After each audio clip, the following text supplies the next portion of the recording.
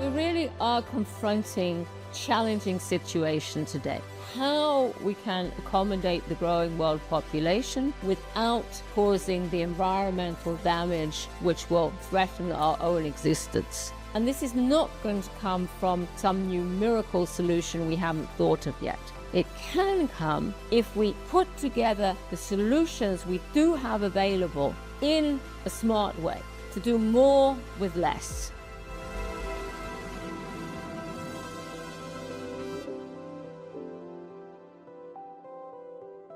In order to move forward, we have to make sure that policymakers correctly understand the issues. So, for example, we hear all the time that concrete is responsible for 8% of CO2 emissions. But what we don't realize is that in somewhere like the US, this may be responsible for only 1 or 2% of emissions, where in developing countries, it may come to more like 20%. So again, we see this disparity of where the use of cement is important, and particularly how it will develop in the future.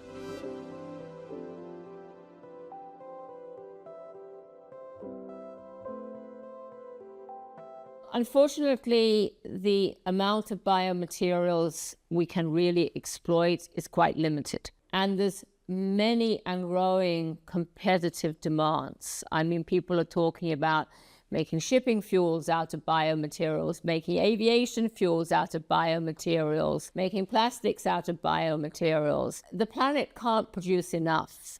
We see today the use of timber, for example, in construction is only around 10%. And it's not possible to grow that by more than 1 or 2% a year.